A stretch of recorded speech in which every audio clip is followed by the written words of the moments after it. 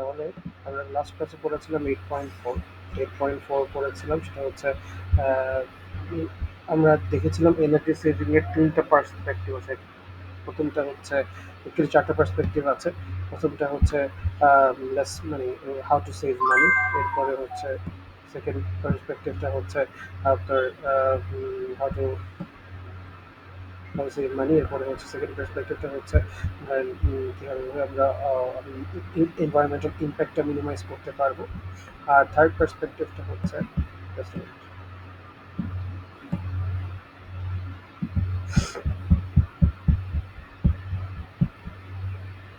Third perspective, first perspective হচ্ছে saving money, second perspective হচ্ছে reducing the risk. Risk মানে risk বলতে হচ্ছে আপনার বিজনেসের রিস্কের কথা বলা হচ্ছে। থার্ড পার্সপেক্টিভ হচ্ছে carbon footprint, and fourth perspective হচ্ছে improving the reputation of the brand. So এই তিনটা পার্সপেক্টিভ বা চারটা পার্সপেক্টিভ থেকে আমরা হচ্ছে দেখেছি এনার্জি সেভিং এফোর্টস কীভাবে গ্রিন এজেন্ডার সাথে অ্যালাইন করতে পারে। এখন এরপর 8.5-এ আমরা দেখেছিলাম improving our reputation and brand. And 8.6 আমরা দেখেছি যেটা হচ্ছে why energy prices will stay high. That means for the foreseeable future, energy prices are likely to stay high and keep getting higher. তাহলে সেক্ষেত্রে আমাদের we will need an alternative. Either we need to reduce the total energy consumption, অথবা we will need to change our sources of energy. এরপরে 8.7 আমরা দেখেছি the concept of embodied energy. Embodied energy নিয়ে আমরা মানে কথা বলেছিলাম যে এমবডিড এনার্জি হচ্ছে যে কোনো একটা ইলেকট্রনিক বা যে কোনো ডিভাইস অ্যাকচুয়ালি যেটার ম্যানুফ্যাকচারিং প্রসেস একেবারে সেটার র ম্যাটেরিয়ালস গ্যাদারিং থেকে শুরু করে মাইনিং থেকে শুরু করে তার ম্যানুফ্যাকচারিং পর্যন্ত যতটুকু এনার্জি তার জন্য খরচ হয়েছে, তার পেছনে খরচ হয়েছে, এটাও আমাদেরকে কনসিডার করতে হবে। এটা হচ্ছে ওই ডিভাইস বা ওই অবজেক্টের এমবডিড এনার্জি। যেমন ফর এক্সাম্পল দিয়েছিলাম যে ফ্রম রিসার্চ দেখা গেছে একটা কার অন এভারেজ, একটা car has an embodied energy of 1/4 of its total energy spend in its life time. তার মানে একটা গাড়ি তার লাইফ টাইমে যতটুকু এনার্জি স্পেন্ড করে তার 1/4 হচ্ছে এটা তৈরি করতে খরচ হয়, বা তার 1/4 পরিমাণ আহ, তার লাগে হচ্ছে ওই কারটা ম্যানুফ্যাকচার করতে। সো দ্যাট মিনস আমরা যখন কম্পোনেন্টস বা আমরা যখন ইলেকট্রনিক অবজেক্টস বাই করবো, ইলেকট্রনিক ডিভাইসেস বাই করবো, তখন আমাদের the concept of embodied energy is very important. Because শুধুমাত্র আমরা কতটুকু এনার্জি খরচ করছি সেটা ওই মানে ওই কম্পোনেন্টের মাধ্যমে, সেটা আসলে অনলি ফ্যাক্টর না, কি ফ্যাক্টর না। ইম্পর্টেন্ট এনার্জিটাও একটা কি ফ্যাক্টর হিসেবে কাজ করবে।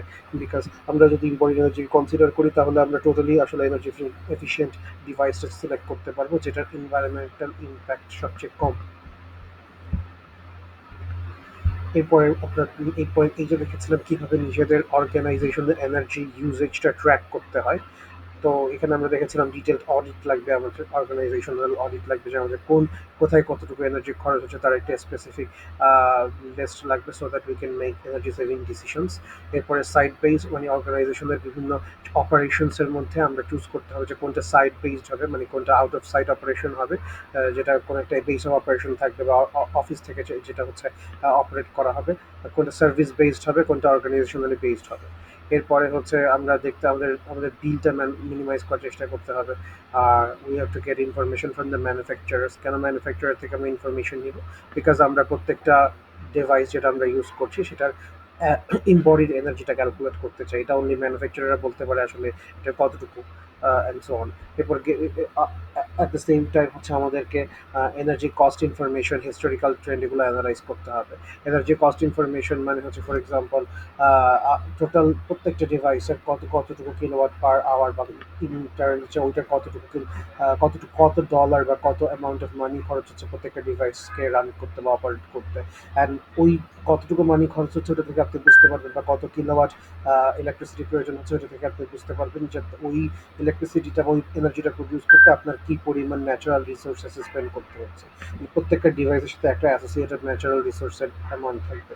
এই এনার্জি কস্ট ইনফরমেশনটা যদি আপনি ক্যালকুলেট করতে পারেন, that would maybe make the decision easier for the management. এরপর হিস্টোরিক্যাল ট্রেন্ডস অবভিয়াসলি, যে ধরেন ফর এক্সাম্পল একটা কোম্পানি সবসময় হয়তো equal amounts of energy spend করবে না, কনজিউম করবে। তার রিজন হচ্ছে কখনো ওয়ার্কলোড বেশি থাকবে, কখনো ওয়ার্কলোড কম থাকবে, ডিপেন্ডিং অন মানে the business trend or depending on how the business operates. Because for example, আমি যদি একটা খুব সিম্পল এক্সাম্পল দিই, কিছু বিজনেস আছে যেমন ফর এক্সাম্পল ধরেন শীতকালে সবচেয়ে বেশি ওখানে ধরেন লোড পড়ে, বা শীতকাল মানে কোনো একটা স্পেসিফিক কোনো একটা স্পেসিফিক সিজনে ওটা হচ্ছে সবচেয়ে বেশি হচ্ছে পপুলার, বা ওইটা সবচেয়ে বেশি ট্রেন্ডি হয়। তখন ওই সিচুয়েশনে বা ওই সময়টাতে ওই হিস্টোরিক্যাল ওই টাইম মানে আমরা যদি হিস্টোরিক্যাল ডেটা অ্যানালাইজ করি, তাহলে আমরা বুঝতে পারবো যে এই সময়টাতে আমাদের সবচেয়ে বেশি পরিমাণে ওয়ার্কলোড পড়বে, তার মানে এই সময়টাতে আমাদের সবচেয়ে বেশি এনার্জি কনজাম্পশন হবে। বিকজ আমাদের অফিস আওয়ার সবচেয়ে বেশি সময় অপারেট করতে হবে, হয়তো আমাদের extra part time employees hire করতে হবে, হয়তো আমাদের এক্সট্রা সার্ভার স্পেস রেন্ট মানে সার্ভার কম পাওয়ার হচ্ছে রেন্ট করতে হবে। সব কিছু মিলিয়ে আমাদের বেশি এনার্জি কস্ট হবে, অথবা সেটা হতে পারে অন্য কোনো সিজন।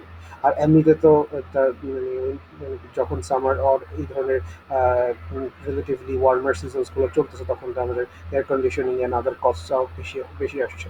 সো এই ওভারঅল এইভাবে করে আমরা যদি হিস্টোরিক্যাল ডেটা অ্যানালাইজ করি, তাহলে আমরা বলতে পারবো যে বছরের কোন সময়ে কত বেশি এনার্জি আউটপুট বা আমাদের কনজাম্পশনটা আছে, তো ইনপুট আছে। তো এই জন্য আর কি so tracking our historical records is a good way to track our whole energy consumption throughout the year. And আরো কিছু ইনফরমেশন ছিল, ফর এক্সাম্পল কম্পারেটিভ ইনফরমেশন, তারপরে key drivers, quick fixers and risk management. So এরকম কিছু কিছু যেমন for example আমি যদি একটা finding three key drivers, the three areas for effective medium term to long term saving. That means আপনি energy saving যদি medium to long term saving কথা চিন্তা করেন, তাহলে দেয়ার আর থ্রি কি ড্রাইভার্স বা তিনটে ড্রাইভিং ফ্যাক্টর আছে। Those are, for instance, if increasing revenue is a key organizational driver, software development efforts that move salespeople to iPads and save them time is a win-win. For example, আপনার যদি revenue increasing revenue is a good মানে একটা factor হয়, তাহলে হচ্ছে আপনার for example আপনি যদি স্মলার ডিভাইসে মুভ করেন, তাহলে আপনার এনার্জিও সেভ হলো। অ্যান্ড তাহলে হচ্ছে আপনার একই সাথে মানে সেলস পার্সপেক্ট আপনি চিন্তা করেন, সেলসম্যানরা তো if you give them iPads instead of laptops or desktops, they will be more mobile and they will be more efficient. তাহলে একই সাথে আপনার সেলসও বেটার হলো, অ্যান্ড একই সাথে আপনার এনার্জি কম কস্ট হলো, মানিও সেভ হলো। সো ওভারঅল এভাবে করে আমাদের কি ড্রাইভারগুলোকে খুঁজে বের করতে হবে, অ্যান্ড আমাদের রিস্ক মিনিমাইজ করতে হবে। আর আরেকটা জিনিস দেখেছিলাম 8.9-এ, সেটা হচ্ছে রেসিপি ফর এনার্জি সেভিং, কীভাবে আসলে এনার্জি সেভ করা যায় ইন অর্গানাইজেশন। সো যেটার প্রথম অ্যান্ড মোস্ট ইম্পর্টেন্ট ফ্যাক্টর হচ্ছে letting someone else do it, মানে হচ্ছে আমাদের আউটসোর্স করতে হবে সোজা কথা।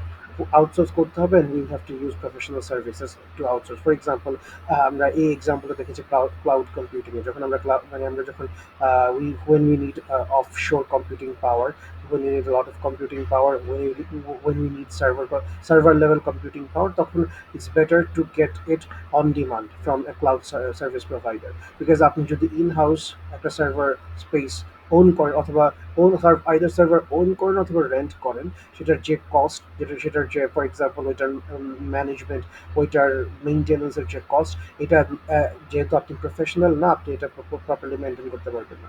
অ্যান্ড এটার অবশ্যই এটার এফিসিয়েন্সি, যখন একটা বড় অর্গানাইজেশন যেমন ফর এক্সাম্পল AWS বা এ ধরনের ক্লাউড সার্ভিস প্রোভাইডাররা যেই লেভেলের এফিসিয়েন্সি মেনটেন করতে পারে তাদের overall all through their data center, সেটা আপনি করতে পারবেন না। Because that cost is more important for them than you. আপনার হয়তো বিজনেসের একটা ছোট অংশ হচ্ছে আপনার অনলাইন পেজটা, বা আপনার ধরেন ফর এক্সাম্পল যে সার্ভার স্পেসটা আপনি রেন্ট করবেন, that would be a small part of your business.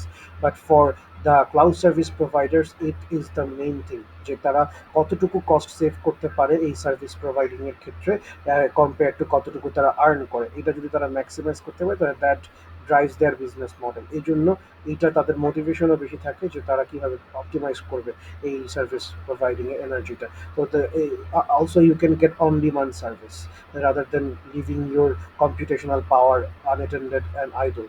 So এই জন্য letting someone else do it who is a professional, and you can outsource that if it is possible to outsource that, তাহলে it's much easier and that much better. এটা হচ্ছে best energy saving decision. And second, of course, energy itself. That means we have to find other alternative sources of energy.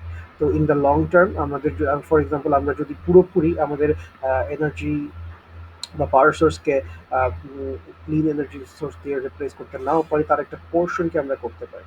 যেমন for example আমাদের office organisational বিল্ডিংগুলো বা ফ্যাসিলিটিসগুলোতে solar panels অথবা এরকম clean energy source থাকতে পারে, যেটা maybe 10 to 20% of our power utilise করবে।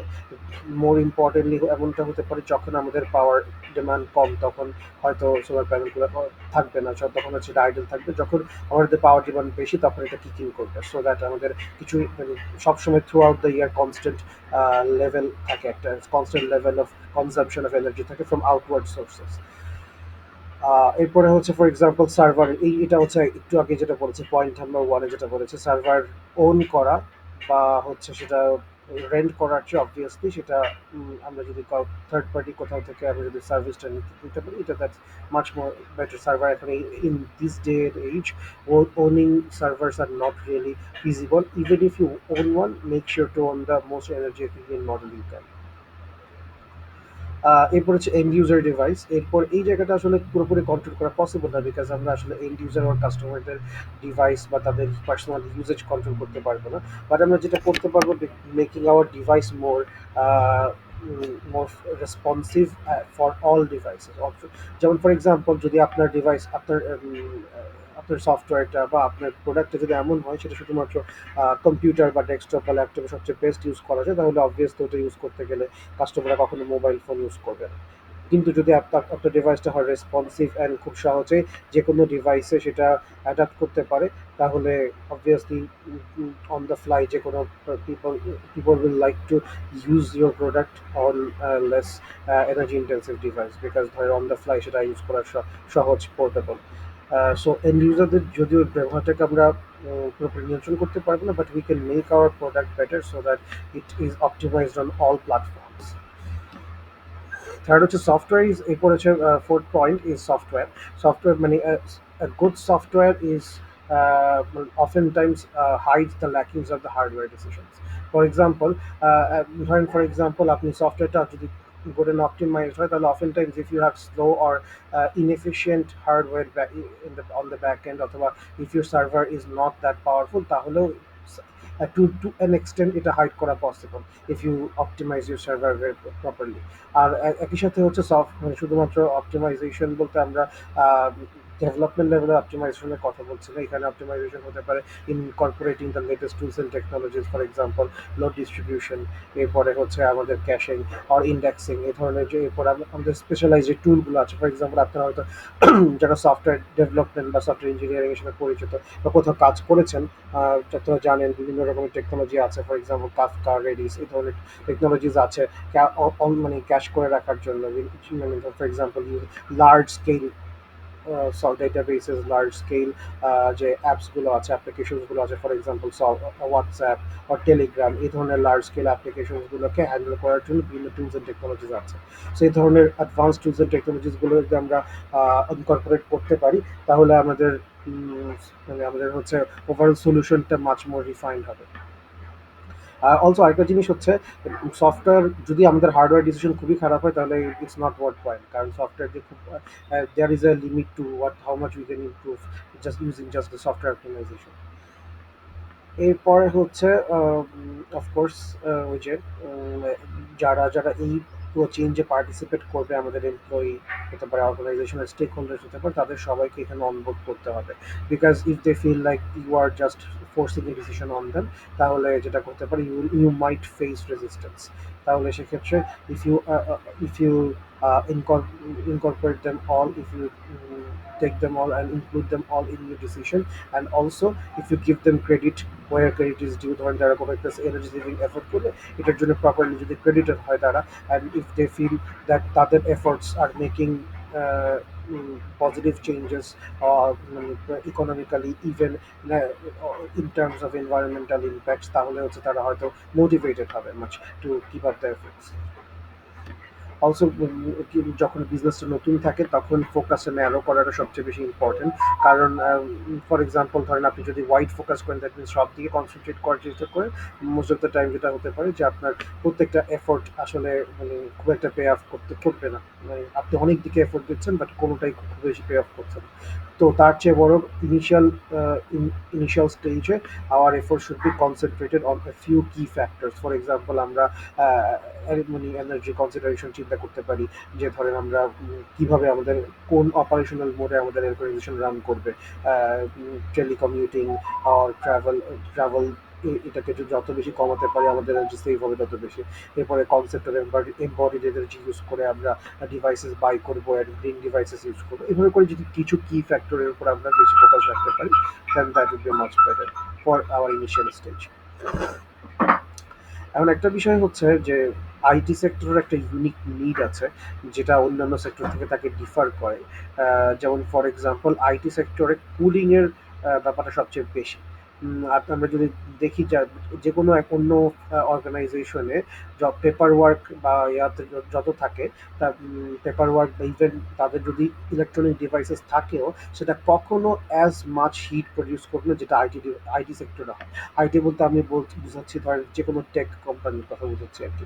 সো সেখানে যে পরিমাণ, সেখানে ইলেকট্রনিক ডিভাইসগুলো, laptops, desktops, phones, tablets, monitors, all all of them generate heat. At the same time মানুষের বডি হিট আছে।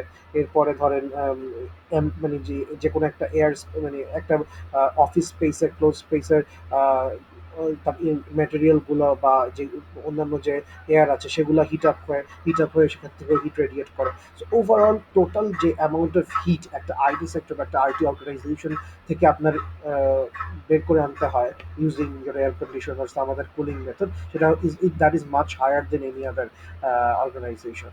সো এখন যেটা করতে হবে actually, we have to monitor our cooling cost. আরেকটা জিনিস হচ্ছে ধরেন for example air conditioning for offices, যখন বিশেষ করে গরমকাল, in the summer when it's hot, and air conditioning for data center specially when it's hot, দুইটাই কিন্তু অনেক হাই। যেহেতু আইটি সেক্টরে ইনহারেন্টলি অনেক বেশি হচ্ছে ডিভাইসেস ইউজ হয়, পার হয়তো দেখা যায় যে পার ইউজার, ধরেন আপনার এমপ্লয়ি দুইটা থেকে তিনটা মনিটর ইউজ করে তারা, they use much more powerful laptops, desktops, সব মিলিয়ে হিট কনজামশন, মানে হিট জেনারেশনটা বেশি হয়, এনার্জি কনজামশন যেহেতু বেশি হয়। সো দেয়ার ফর এই এয়ার কন্ডিশনিং এর জন্য বেশি কস্ট হয়। আপনার বাইরের টেম্পারেচার আর মেবি ধরেন ডিজায়ার টেম্পারেচারে আপনি যদি দিতে চান আপনার পুরো অফিস স্পেসকে, the air conditioning cost are much higher. একই সাথে আপনার ডেটা সেন্টারগুলোকে কুল করে রাখার টেম্পারেচারটা, সরি, যেটার কস্টটা much higher with specially when it's hot. So এই জন্য আইটির যেহেতু একটা স্পেশাল নিড আছে, সো আইটিতে আসলে এনার্জি সেভিং এর এফোর্টসের দরকারটাও বেশি, বিকজ এখানে এনার্জির এক্সপেন্ডিচারও বেশি। আপনারা শুনেছেন কিনা জানি না যে মাঝে ওই যে আমাদের ইউআইতে সবসময় কি করতো, এসি 26 এর করে রাখতো অ্যাটেন্ডেন্টরা, কেন? এটা শুনে দেখেছিলেন আপনারা যে মাঝে কোনো একটা ট্রেন্ড শুরু হয়েছিল, স্পেশালি ধরেন গত 5-6 মাস নাকি 1 বছর আগে, যে সবসময় এসি 25-26 এর নিচে থেকে নামাতে দিত না। তার রিজনটা হচ্ছে যে একটা এক্সিকিউটিভ অর্ডার এসেছিল অ্যাডমিনিস্ট্রেশন থেকে, যে লাস্ট 1 মাসে ধরেন ইলেকট্রিসিটির বিল আসছে 10 লাখ টাকা বা 12 লাখ টাকা। তো ধরেন এরকম প্রতি মাসে যদি 10-12 লাখ টাকা করে ইলেকট্রিসিটির বিল দেওয়া লাগে, দ্যাটস এ হিউজ অ্যামাউন্ট। যদিও যে পরিমাণ অফিস স্পেস এখানে রান করতে হচ্ছে সেটাও huge, but compare to previous year যখন স্টুডেন্ট কম ছিল, এটা কিন্তু অনেক বেশি বেড়ে গেছে। সো এটাকে লাগাম ধরতে না পারলে ধরেন যেটা হবে, দেয়ার ইজ অলসো, আমরা কিন্তু খেয়াল করে আসলে দেয়ার ইজ অ্যাকচুয়ালি ওয়েস্টেজ। যেমন ক্লাসরুম আমরা যখন শেষ করে বের হয়ে আসি, তখন যদি অ্যাটেন্ডেন্ট ইমিডিয়েটলি এসে সব কিছু বন্ধ না করে, তাহলে কিন্তু অনেক এনার্জি ওয়েস্ট হয়। এরপরে ধরেন ফর এক্সাম্পল কন্টিনিউয়াসলি অনেক, যদি এসি চলে যায় কোনো একটা ক্লাসরুমে বা ইয়াতে, এর ওখানে যদি এনাফ পিপল না থাকে, তাহলে এটাও কিন্তু কাইন্ড অফ একটা energy, West of energy. So কারণ আমাদের পুরো স্পেসটা, বিশাল একটা স্পেসকে কুল করতে হচ্ছে, সেখানে বসে আছে মাত্র 4-5 জন। সো এরকম আর কি আমাদের আসলে কনসিডার করতে হবে যে আইটি সেক্টরটাকে আরো বেশি কনসিডার করতে হবে। কেন বলছি? কারণ এখানে হিটের the amount of heat that we need to take out from that sector is much higher. So also we can focus on clean energy. এখন ক্লিন এনার্জি বলতে আমরা অনেক সময় শুধুই সোলার পাওয়ার বুঝি, but there are other clean energy sources. For example hydro electricity, মানে hydro power electricity is also clean source of energy. Air you can draw energy from air currents, তাই না? সো যেমন এয়ার টারবাইন্স আর কি, যেটা overall there can be many sources of clean energy.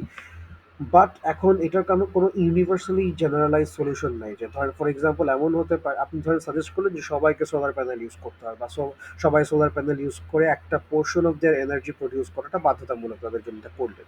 কিন্তু সমস্যা হয়ে যাবে যে ধরেন ফর এক্সাম্পল যেসব অঞ্চল বেশিরভাগ সময় ট্রপিক্যাল ওয়েদার থাকে, রেইনি থাকে, ইট মাইট বি ওভার শেয়ার, তখন ওই অঞ্চলে অথবা ধরেন যে অঞ্চলে এরকম অথবা ধরেন এমন হতে পারে যে এই অঞ্চলে ধরেন সানলাইট কম, ফর এক্সাম্পল একেবারে নর্দার্ন রিজনে, কিন্তু সেখানে ধরেন উইন্ড পাওয়ার অনেক বেশি, তাহলে তাহলে আপনি আসলে you are introducing them to the wrong mode of clean energy, তাই না? সো এটা আসলে there is not one glove that fits all hands best, তাই না? এমন একটা কোনো জেনারেলাইজ সলিউশন নেই যেটা প্রত্যেকটা কেসে বেস্ট সলিউশন দিবে আপনাকে। You have to figure it out depending on the location of the business, location of the data center and offices and so on. ঠিক আছে, ফর এক্সাম্পল ধরেন যদি আপনার if there is a hydro electric power power generation like plant near you, then you can draw power from there. Maybe you can, if you have ample sunlight, তাহলে you can draw energy from solar, and if you have enough wind currents, then you can maybe use that. So এইভাবে করে আসলে we have to figure that out based on where our business is situated. এখন আরেকটা জিনিস সোলারের ব্যাপারে specifically true, solar is the best in, because এখানে একটা বিষয় হচ্ছে, চিন্তা করে দেখেন আমাদের সবচেয়ে বেশি এনার্জি ডিমান্ড কখন কুলিং এর জন্য? যখন সামার, তাই না? যখন আমাদের ধরেন মানে সবচেয়ে বেশি ওয়েদার যখন সবচেয়ে বেশি হট, এখানে সোলার কিন্তু এনার্জি পিকও করে তখন, তাই না? যখন তখন সূর্য থেকে সবচেয়ে বেশি পরিমাণে এনার্জি পাওয়া যায়। তার মানে যখন আপনার নিড হাইয়েস্ট তখন আপনি সবচেয়ে বেশি পরিমাণে এনার্জি পাবেন solar energy. So therefore আসলে solar energy peaks when cooling needs are highest. এটা কিন্তু একটা পজিটিভ, বিকজ অ্যাজ ইউ মানে আপনার নিডের সাথে ডিপেন্ড, মানে আপনার নিডের উপর বেস করে কিন্তু সোলার এনার্জি আপনাকে বেশি বা কম দিচ্ছে through out the year, and বেশি দিচ্ছে যখন আপনার নিডও বেশি, যখন হাইয়েস্ট। সো এই দুইটা অ্যালাইন যেহেতু করেছে, so solar is often times seen deemed as the best source of alternative energy or renewable energy. At the same time, solar energy peaks when the energy prices are highest. Then, for example, ধরেন এই যে সামারে যখন energy demand highest তখন energy prices বেড়ে যাবে, যেমন তখন electricity cost বা ধরেন ফর এক্সাম্পল ফিউয়েল কস্ট বেড়ে যাবে। ওই সময় দেখবেন আপনি সোলার এনার্জি ইউজ করলে সবচেয়ে বেশি পরিমাণ সেভ করতে পারবেন, বিকজ সোলার এনার্জি ওই সময় প্রডিউসও বেশি হচ্ছে। সো বুঝতে পেরেছেন, সোলার হচ্ছে পিক টাইপে আপনাকে পিক সুবিধা দিতে পারবে, that's why solar is the best alternative source. And for AC, it's also excellent risk management, because a lot of ACs, smart ACs, can have smart built-in smart modules that can sense the outside weather, and that they can draw power from there based on that. এই জন্য আর কি পরে ধরেন আর আপনি যদি solar panels install করেন, অনেক সময় দেখা যায় ওই ইনস্টলেশন এর জন্যই ধরেন একটা মানে ইনস্টলেশনের কস্টের ভিতরে আপনি একটা cheap free amount of energy আপনি পাচ্ছেন বাই ডিফল্ট। অ্যান্ড অলসো ধরেন আপনার অন্যান্য সোর্সেস অফ এনার্জি যদি আপনি ডিসকভার করতে না পারেন, solar panel is always a great way. Solar panel সবখানে লাগানো যায়, মানে ধরেন আপনার পার্সোনাল বাসাবাড়ির ছাদ থেকে শুরু করে যে কোনো অর্গানাইজেশনের ছাদে, এটা রিগার্ডলেস অফ আপনার আশেপাশে কোনো রিসোর্স আছে কিনা, অ্যাটলিস্ট সানলাইট তো আছে, so you can add solar panels to anything.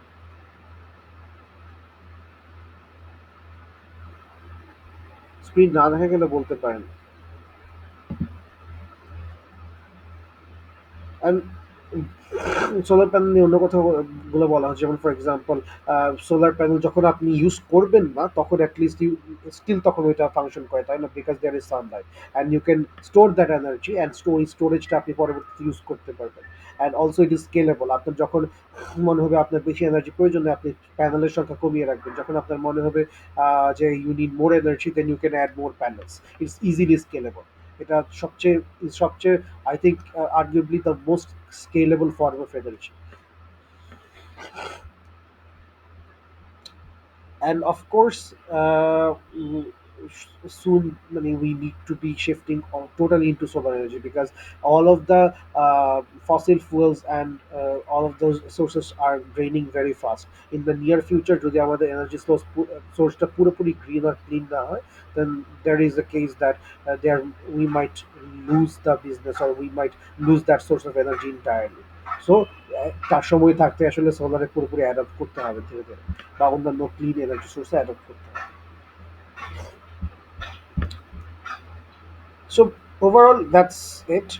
এই চ্যাপ্টারে হচ্ছে আরেকটা জিনিস হচ্ছে এনার্জি সেভিং পাইলট প্রজেক্ট নিয়ে কিছু বলেছে, যেমন পাইলট প্রজেক্ট জিনিসটা তো আপনারা শুনেছেন। পাইলট মানে হচ্ছে কোনো একটা ধরুন ফর এক্সাম্পল ডিসিশন আপনি জানেন না এটা লার্জ স্কেলে আপনার কোম্পানির নিলে ভালো হবে কি হবে না। So to decide on that you might start small. আপনি একটা ডিপার্টমেন্ট বা একটা ছোট অফিস নিয়ে শুরু করলেন, বা একটা আহ, শুধুমাত্র একটা টিম নিয়ে শুরু করলেন, and if you get good results based on then আপনি আস্তে আস্তে স্কেল করতে পারেন। সো এই ধরনের পাইলট প্রজেক্টসগুলো আসলে আসলে এক্সপেরিমেন্টাল প্রজেক্টস বলতে পারেন। যদি আপনার কোনো এনার্জি সেভিং ডিসিশন থাকে অ্যান্ড পুরো কোম্পানি ওয়াইড এটা অ্যাডপ্ট করলে ভালো হবে কি হবে না, এটা আপনি ডিসাইড করতে পারছেন না, তাহলে আপনি যেটা করবেন একটা পাইলট প্রজেক্ট রান করবেন স্মল একটা স্কেলে। সেটাকে ফার্স্টে একটা অবজারভেশন পিরিয়ড দিবেন। ওই অবজারভেশন পিরিয়ডে যদি if it performs to your expectations then you can generalize it for your whole organization.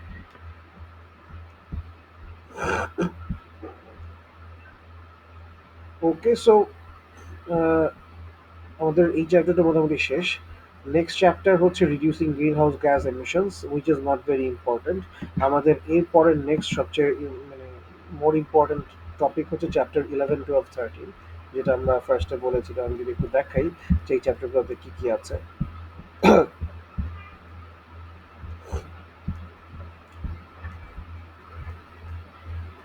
এই যে চ্যাপ্টার 11-এ হচ্ছে green computing by industry segment, chapter 12 the future of deep green computing. এই দুটা হচ্ছে ইম্পর্টেন্ট চ্যাপ্টার। এই দুটো জিনিস একটু দেখতে হবে আপনাদেরকে পরবর্তীতে, অ্যান্ড অলসো আমাদের ক্লাস শুরু হলে আমরা দেখবো। আর আরেকটা জিনিস হচ্ছে আমাদের আসলে দেখা হয়নি, মানে ক্লাস অল্প করে দেখা হয়েছিল, সেটা হচ্ছে সাস্টেনেবল ডেভেলপমেন্ট গোলস। যে 17টা সাস্টেনেবল ডেভেলপমেন্ট গোলস আছে, ইউ মানে ওই যে ইউনিসেফের প্রভাবলি, I am not sure, right, ইউনিসেফের হওয়ার কথা। একটু দেখি আমি।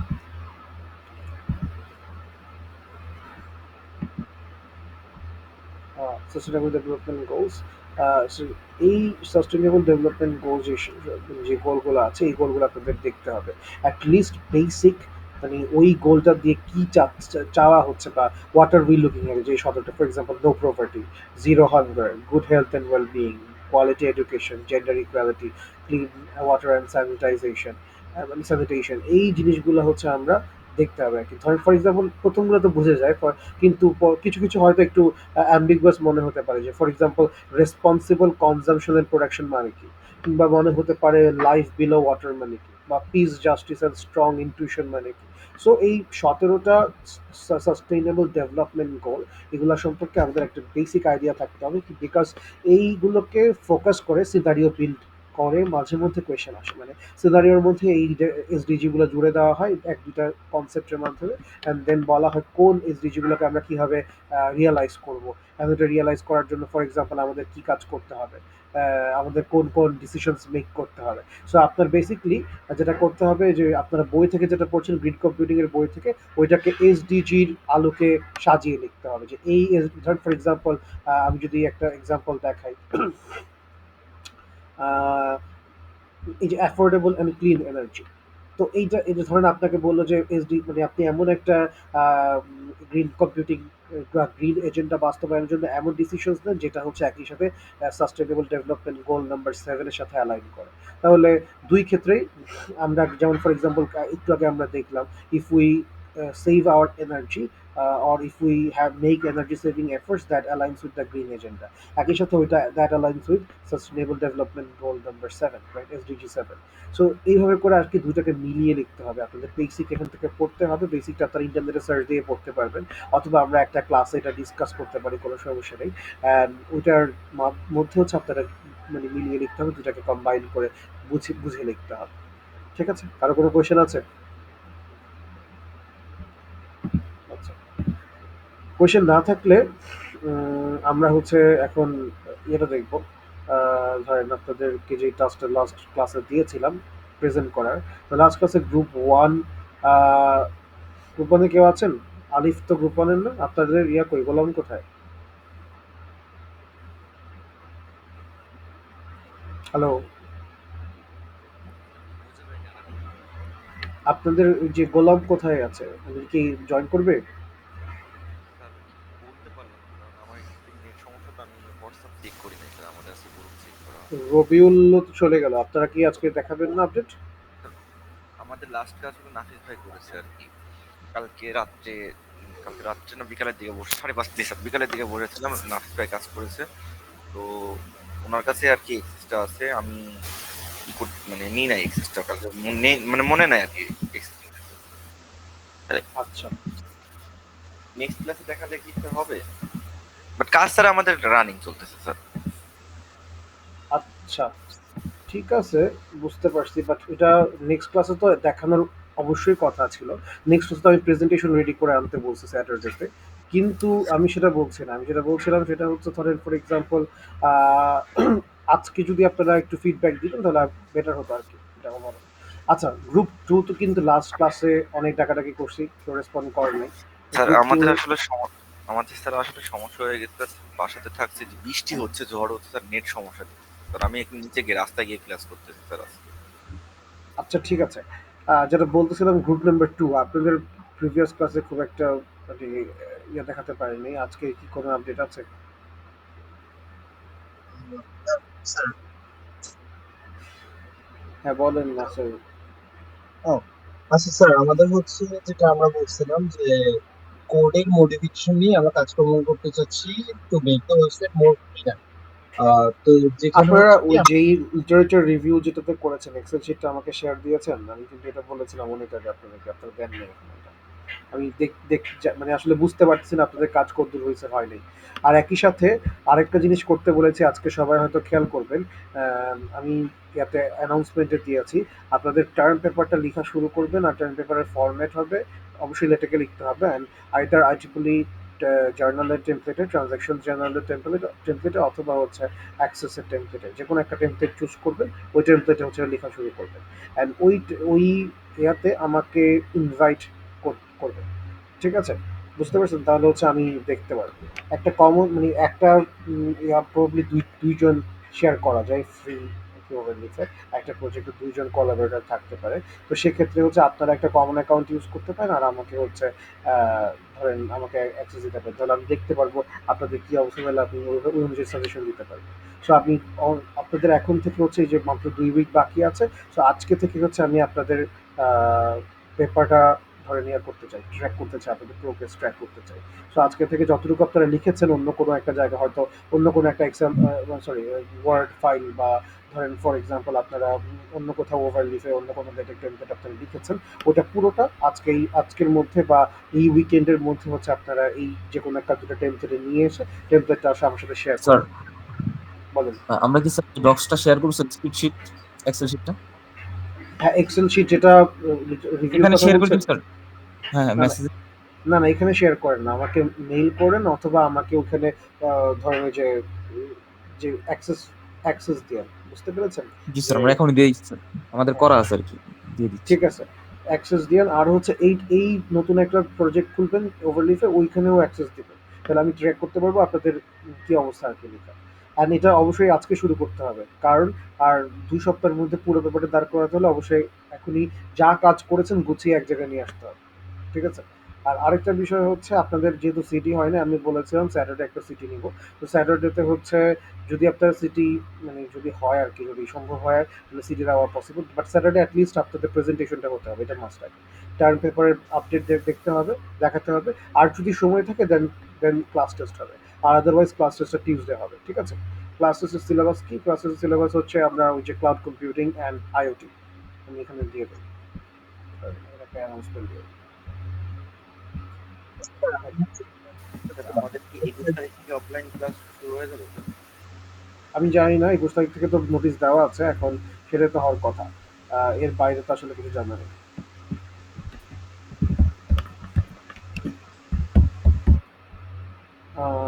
সো 21 তারিখ, রাইট?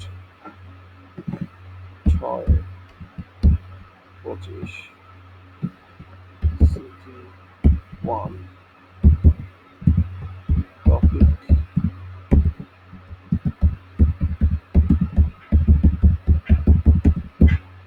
স্যার আমাদের সিটিটা একটু পরে, এই 24 তারিখে নিতে হয় না স্যার?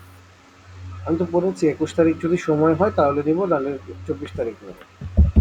ঠিক আছে, সমস্যা নেই। কারণ আপনারা হচ্ছে আমি তো দূরে থাকি, তো এখন টিকিট পাবো কিনা ঢাকা যাওয়ার আসতে কি ঠিক আছে, 21 তারিখ না হলে 24 তারিখ নেওয়া যাবে, এটা সমস্যা নেই। আপনারা হচ্ছে বাট কনফার্মেশন 21 তারিখে প্রেজেন্টেশনটা কিন্তু মাস্ট, ঠিক আছে? ট্রাই করবো 24 তারিখ স্যার। আসলে শুনে শুনে একটা বিষয়টা বোঝার চেষ্টা করেন। সেটা হচ্ছে ঠিক আছে 21 তারিখ না হয় আপনারা না দিলেন, বাট আমাদের কয়টা ক্লাস বাকি আছে আপনাদের দেখতে হবে কিন্তু। আজকের ক্লাসের পর আর 4টা ক্লাস আছে, তা আমাদের সিটি কিন্তু হয় নাই, একটাও সিটি হয় নাই। সো অ্যাটলিস্ট 2টা সিটি নিতে হবে, অ্যাটলিস্ট। তো 2টা সিটি যদি নিতে হয় তাহলে 2 সপ্তাহে 2টা, আর 2টা নিলেও কি হবে কিনা আমি জানি না। আমি অনেক জায়গা থেকে শুনতে পাচ্ছি যে মিনিমাম 3টা সিটি নিতে হবে। তাহলে সেক্ষেত্রে আপনাদের ফাইনাল উইকে 2টা সিটি দিতে হবে। এটা আপনাদের জন্য অনেক বেশি প্রেশার হয়ে যাবে, কারণ অলরেডি ফাইনাল উইকে আপনাদের টার্ম পেপারটা ডিউ আছে, বুঝতে পেরেছেন? এই স্যার জন্য আর কি। আমাদের তো একটা সিটি নিয়েছিলেন যত সম্ভব স্যার, ওটা ক্লাসে আপনি বলেছিলেন কিছু কোশ্চেন দিয়ে গিয়েছিলেন, আমরা কমপ্লিট হ্যাঁ করে ওটা হ্যাঁ, আপনাকে ওটা নিয়েছিলাম, ওইটা ওটা ওইটা ওইটা তো আমি কাউন্ট করবোই, সমস্যা নেই। কিন্তু ওকে। এর পরেও তো একটা সিটি নিতে হবে, তাই না? জি ধরেন স্যার, জি অ্যাটলিস্ট স্যার, আরো অবশ্যই। আরো 2টা সিটি নিতে হবে, ওই একটা দিয়ে তো হবে না। জি স্যার। আরো মিনিমাম 2টা থেকে 3টা সিটি নিতে হবে। সো 2টা থেকে 3টা সিটি নেওয়ার জন্য এমনিতে যে প্রেশার পড়বে আপনাদের উপর, তার উপরে স্যার আহ, ফা- অ্যাসাইনমেন্ট দেওয়ার কি কোনো সুযোগ আছে স্যার? এই জায়গায় অ্যাসাইনমেন্ট দেওয়ার সুযোগ নাই অ্যাজ ফার এজ আই। ঠিক আছে, অ্যাসাইনমেন্টের সুযোগ নাই। আর অ্যাসাইনমেন্ট দিলেও ওই অ্যাসাইনমেন্ট আসলে ব্যাপারটা তো আসলে সেম জিনিস, তাই না? আপনি পড়ে এসে ক্লাসে সিটি দেওয়ার যে কথা, বাসায় একটা বসে বসে অ্যাসাইনমেন্ট করতে তো আপনার কয়েক আওয়ার নষ্ট হবে, তাই না? একই জিনিস এই মানে অ্যাজ আ প্রেশার আপনি মনে হতে পারে যে আপনি প্রেশার থেকে বেঁচে যাচ্ছেন, বাট সব কোর্সে আপনি 5টা 10টা অ্যাসাইনমেন্ট নিয়ে রাখেন, দেখবেন ইকুয়ালি প্রেশার ফিল করতেছে।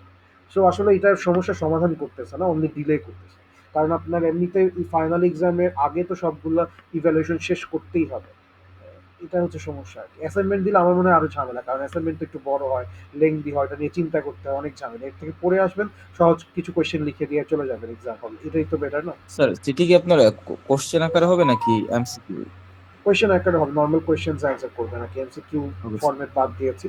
এমসিকিউ ফরম্যাট বাদ দিয়েছি কারণ হচ্ছে এই মুহূর্তে এমসিকিউ নেওয়ার মতো আপনাদেরও ধরেন এমসিকিউ জন্য স্টাডি করতে হলে ভালো করে স্টাডি করতে হবে। সো জাস্ট এমনিতে প্রিভিয়াস ইয়ারের কোয়েশ্চেন প্যাটার্ন ফলো করেন, যে মেইন যে টপিকগুলো বা মোস্ট ইম্পর্টেন্ট টপিকগুলো আমরা বই থেকে পড়েছি, ওই টপিকগুলোর উপরে আমি কোয়েশ্চেন করবো, খুব ইজি। জাস্ট প্রিভিয়াস ইয়ারের কোয়েশ্চেন সলভ করে আসতে হবে। ওকে, আর স্যার আপনাদেরকে তো আমি, সিলেবাস কি তাহলে আমরা বইয়ে যে চ্যাপ্টার গুলো পড়েছি ওগুলো থাকবে? হ্যাঁ ওগুলো থাকবে, প্লাস হচ্ছে আপনাদের যেই স্লাইডগুলো পড়ানো হয়েছে এর বাইরে, ওই স্লাইডগুলো, যেমন 2টা স্লাইড পড়ানো হয়েছে ক্লাউড অ্যান্ড আইওটি নিয়ে, ওই 2টা স্লাইড থাকবে। এরপরে এসডিজি বা সাস্টেনেবল ডেভেলপমেন্ট বলে যে 17টা স্লাইড আছে, 17টা এসডিজি নিয়ে যে স্লাইডটা আছে ওইটা, প্লাস ওইটা ইন্টারনেটে সার্চ দিয়ে একটু ভালো মতো পড়ে নেবেন। আর ওইটা আমরা দরকার হলে ক্লাসে ডিসকাস করবো, আর ওভারঅল এইটুকুই। ঠিক আছে, আর হচ্ছে আমি আবার বলছি, সেটা হচ্ছে প্রিভিয়াস ইয়ারের কোয়েশ্চেন সলভ করবো, এটা করলেই হবে, এনাফ হওয়ার কথা। আর যদি যদি কোনো মানে কিছু বাদ থেকে যায়, ওটা আমি ইন দ্য মিনটাইম আপনার থেকে জানি কি কোনো কনসেপ্ট যদি আপনাদের এক্সট্রা স্টাডি করা হয়। আর এমনিতে আপনাদেরকে কিন্তু একটা অ্যাসাইনমেন্ট আমি অলরেডি দিয়েছি, ইমন আপনি জানেন কিনা জানি না, ওই যে একটা অ্যাসাইনমেন্ট দেওয়া হয়েছে, ওই যে এলএমএস এ আছে অলরেডি, এই যে জি দেখেন। স্যার, দুটো হ্যাঁ, প্রিভিয়াস ইয়ারের পেপার সলভ করতে হবে। রাইট, প্রিভিয়াস ইয়ার 2টা পেপার সলভ করতে হবে, এই দুটো কোয়েশ্চেন সলভ করবেন, এটা কিন্তু আপনার ওই যে অ্যাসাইনমেন্ট প্লাস অলসো আপনার প্রত্যেকটা সিটির প্রিপারেশন হিসেবে কাজ করবে, বুঝতে পারছেন? Okay sir. ঠিক আছে, আচ্ছা ঠিক আছে, ওকে, থ্যাংক ইউ এভরিওয়ান, আজকের ক্লাস এতটুকুই। আশা করি কালকে আপনারা মানে নেক্সট ক্লাসে আর কি আপনারা প্রজেক্টের আপডেট দিতে পারবেন ভালো মতো। স্যার আজকে অ্যাটেন্ডেন্স নেওয়া হবে না? হ্যাঁ নিচ্ছে আমি নিচ্ছি। জি বলুন, আমি করে বলুন, সরি।